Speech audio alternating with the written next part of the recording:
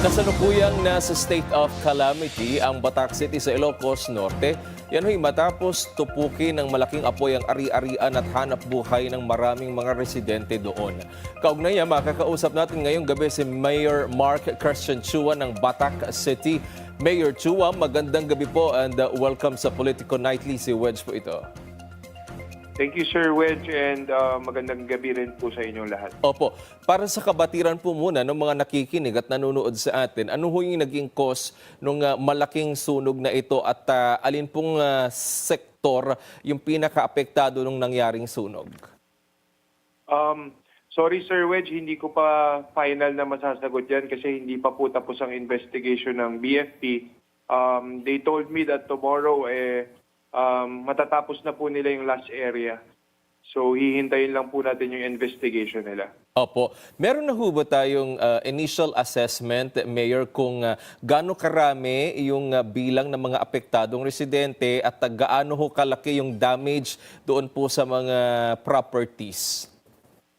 Yes, Sir Wedge. Napakalaki po talaga ng nangyaring sunog dito sa public market namin. Ang affected na stalls po 135. Ang tao po na apektado is more than 300 na kabuhayan po nawala. Ang infrastructure damage po natin, assessment sa city pa lang po ang loss po ng city is 170 million. Meron na ho ba kayong paunahong tulong na ibinibigay sa kanila ngayon doon, Mayor? Thankfully naman, Sir Wedge, walang namatay at yun naman ang talagang inaalala namin. Pero po, thankfully din po na maraming kagad tumawag. Agad-agad pong tumawag ang mga leaders po natin sa taas, especially si Presidente through the Secretary Ralph Recto.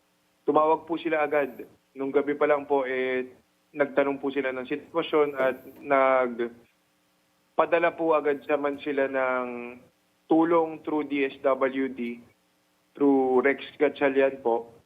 Personal po siya tumawag at agad po, ngayong araw po nag-distribute po tayo ng cash aid para sa kanila. Oho. Nagpapasalamat rin kami, Sir Wedge, kasi sa probinsya namin agad-agad rin po silang tumulong. Nung Sunday po kasi ito nangyari, nung Lunes po nabigyan naman po sila ng mga relief packs, relief goods from probinsya po, kay Governor Cecilia Araneta Marcos, kay Vice Governor Matthew Marcos Manotoc.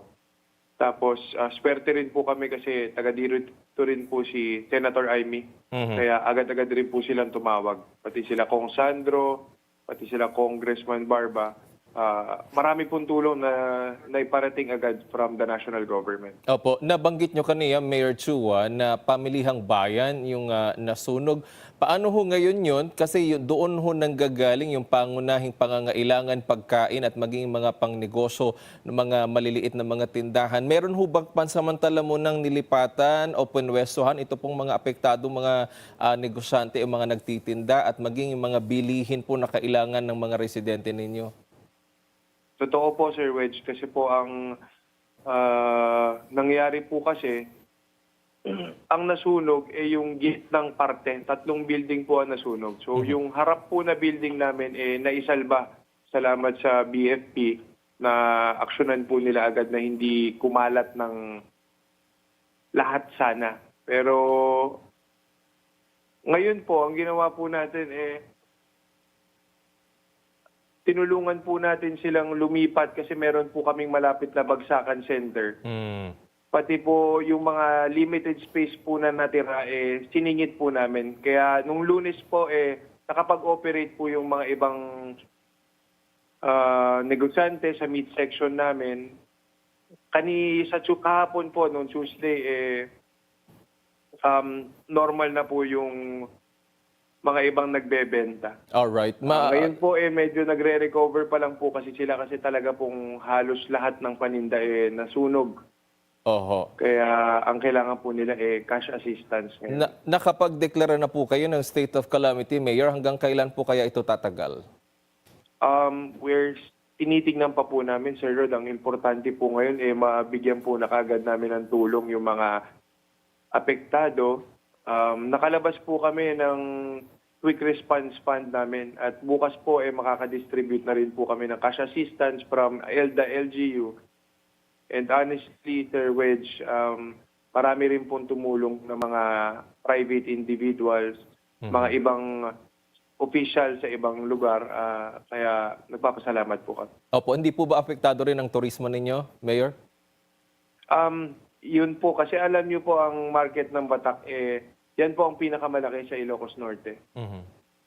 Yan po talaga, hindi lang po mga taga-Batak ang nagbebenta dyan, kundi taga-iba't ibang lugar. Kaya apektado po talaga kasi isa po yan sa pinupuntahan dito sa syudad namin. Pero ngayon po, nagplaplano na po kami ng recovery. Nag-start po kami ng clearing ngayong araw sa mga tapos na pong naimbestigahan na area.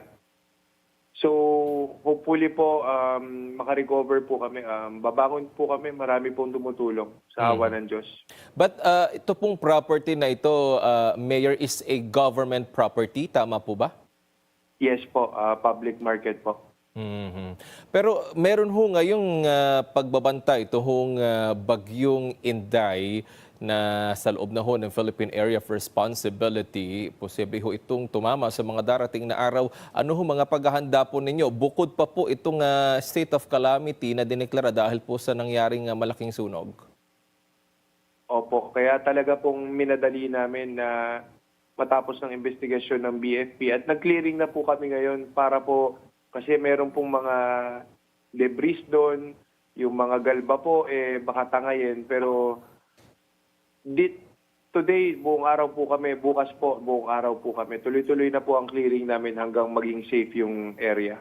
Para ho doon sa mga... Nagpapasalamat rin kami, Sir Wedge. Pasensya, Sir Wedge. Go ahead po. Papasalamat kami kasi ang Office of Civil Defense tumutulong, ang DPWH tumutulong. Nakita po namin na ang different agencies hindi na po namin nalapitan. Sila na po mismo ang lumapit at nagbigay ng assistance sa amin.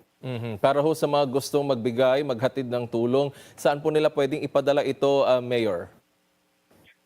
Sir Wedge, meron po tayong pinost sa official page po ng City of Batak.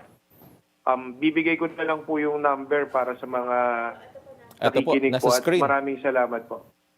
Alright. Pwede po ibigay, Sir Wedge? Go ahead, Mayor. Sige po. Ang focal person po natin is si Ana Ronduen. At ang number po niya ay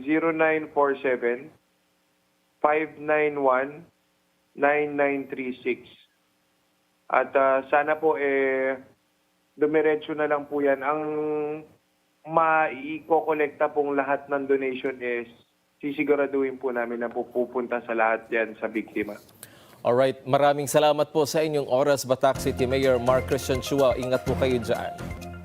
Sir Wedge, maraming salamat po and mabuhay po kayo.